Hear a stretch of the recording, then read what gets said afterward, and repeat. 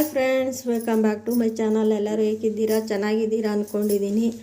ಇವತ್ತು ಇದು ಕಾಸೆ ಸೊಪ್ಪು ಬಿ ಪಿ ಶುಗರ್ಗೆ ತುಂಬ ಉಪಯುಕ್ತವಾದದ್ದಿದು. ಮತ್ತು ವಾರಕ್ಕೊಂದ್ಸತಿ ಇದು ತಿಂದರೆ ಶುಗರು ಮತ್ತು ಬಿ ಪಿ ಎಲ್ಲ ಕಡಿಮೆ ಆಗುತ್ತೆ. ಮತ್ತು ಇನ್ನೊಂದು ಸೊಪ್ಪು ತೋರಿಸ್ತೀನಿ ರೀ. ಇದು ನೋಡಿ, ಇದು ಗ್ಯಾಂಡೀಸ್ ಸೊಪ್ಪು. ಇದು ವಾರಕ್ಕೆ ಒಂದು ಸ್ವಲ್ಪ ತುದಿ ಕಿತ್ಕೊಂಡು ಹಾಕಿದ್ರೆ ತುಂಬ ಚೆನ್ನಾಗಿರುತ್ತೆ. ಗ್ಯಾಂಡೀಸ್ ಸೊಪ್ಪಿದು. ನಾವು ಇದು ಕಾಸೆ ಸೊಪ್ಪು ಚಟ್ನಿ ಮಾಡ್ತಾಯಿದ್ದೀನಿ ಇವತ್ತು. ನೋಡಿ, ಒಂದು ಸ್ವಲ್ಪ ಹಾಕಿದ್ರೆ ಸಾಕಿದು. ಇದು ವಾರಕ್ಕೊಂದ್ಸತಿ ತಿಂದರೆ ತುಂಬ ಒಳ್ಳೆಯದು ಆರೋಗ್ಯಕ್ಕೆ.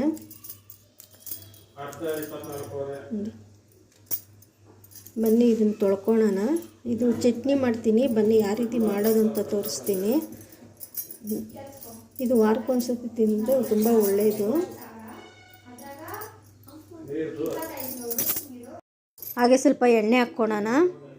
ಒಂದು 2 ಟೇಬಲ್ ಸ್ಪೂನ್ ಆದರೆ ಸಾಕು. ಇದು ಫ್ರೈ ಮಾಡ್ಕೊಳಕ್ಕಷ್ಟೇ. ಇದು ಜೀರಿಗೆ,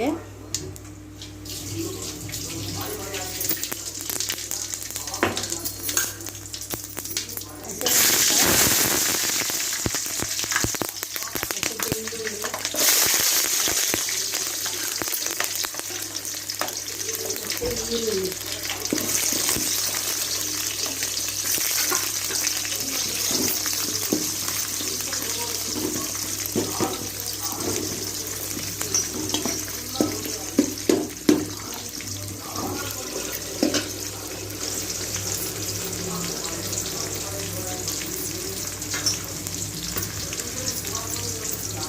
ಈರುಳ್ಳಿ ಚೆನ್ನಾಗಿ ಎಣ್ಣೆಲಿ ಬೇಯಬೇಕು.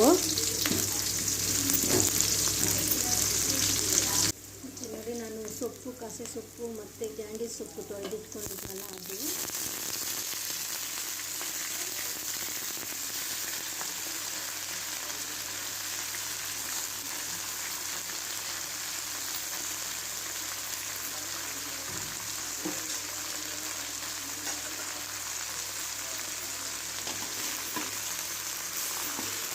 ಇದು ಎಣ್ಣೆಯಲ್ಲಿ ಚೆನ್ನಾಗಿ ಫ್ರೈ ಹಾಕಬೇಕು.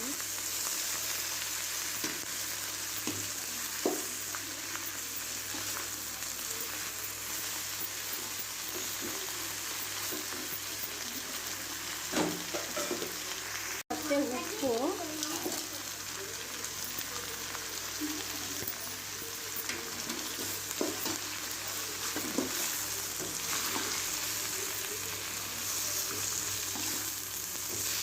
ಇದು ಬಾಣಂತಿಯರಿಗಂತೂ ತುಂಬ ಒಳ್ಳೆಯದು ಇದು ಕಾಸೆ ಸೊಪ್ಪು.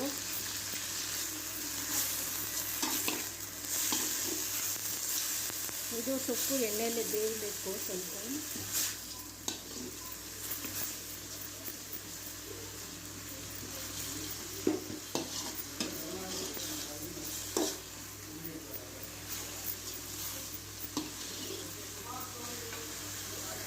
ನೋಡಿ, ಆಗಿದೆ. ಈಗ ಸಾಕಿಷ್ಟು ಬೆಂದರೆ ಇದು ಆರಿದ ಮೇಲೆ ಮಿಕ್ಸಿಗೆ ಹಾಕ್ಕೊಳ್ಳೋಣ. ಕೊಬ್ಬರಿ, ಒಂದು ಸ್ವಲ್ಪ ಕೊಬ್ಬರಿ ನುಣ್ಣಗೆ ಪೇಸ್ಟ್ ಮಾಡ್ಕೊಳ್ಳೋಣ. ಈಗ ಆರಿದೆ ನೋಡಿ, ಮಿಕ್ಸಿಗೆ ಹಾಕ್ಕೊಳ್ಳೋಣ. ಬನ್ನಿ,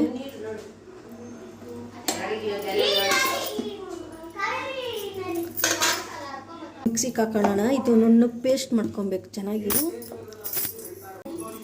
ಆಗಿದೆ ನೋಡಿ, ಈ ಥರ ನುಣ್ಣಗೆ ಪೇಸ್ಟ್ ಮಾಡ್ಕೊಬೇಕು.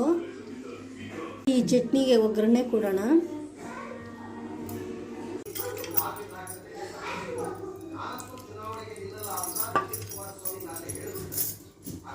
ಎಣ್ಣೆ ಹಾಕಿದ್ದೀನಿ, ಒಗ್ಗರಣೆಗೆ ಸ್ವಲ್ಪ ಒಗ್ಗರಣೆ ಹಾಕ್ಕೊಳ್ಳೋಣ. ಮತ್ತು ಒಂದು 2 ಟೇಬಲ್ ಸ್ಪೂನ್ ಎಣ್ಣೆ, ಈರುಳ್ಳಿ ಹಾಕ್ಕೊಂಡಿದ್ದೀನಿ. ಈರುಳ್ಳಿ ಕೆಂಪಗೆ ಆಗಬೇಕು.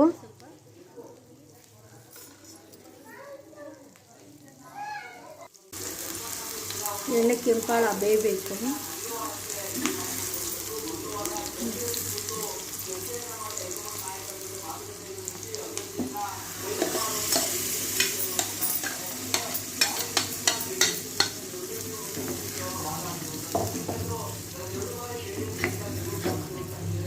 ಇವಾಗ ಹಾಕ್ಕೊಳ್ಬೇಕು ಸ್ವಲ್ಪ. ಇದು ಚೆನ್ನಾಗಿ ಬೇಯಬೇಕು ಇದರಲ್ಲಿ.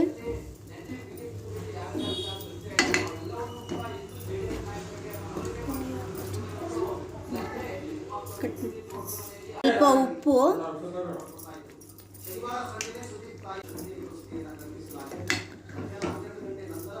ಇದು ತುಂಬ ಟೇಸ್ಟಿಯಾಗಿ ರುಚಿಯಾಗಿರುತ್ತೆ.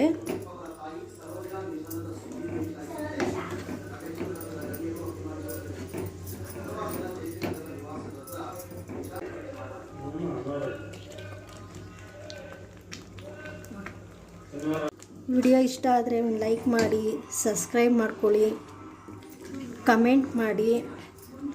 Thank you. ಇಷ್ಟೊತ್ತು ವಿಡಿಯೋ ನೋಡಿದ್ದಕ್ಕೆ ಥ್ಯಾಂಕ್ ಯು.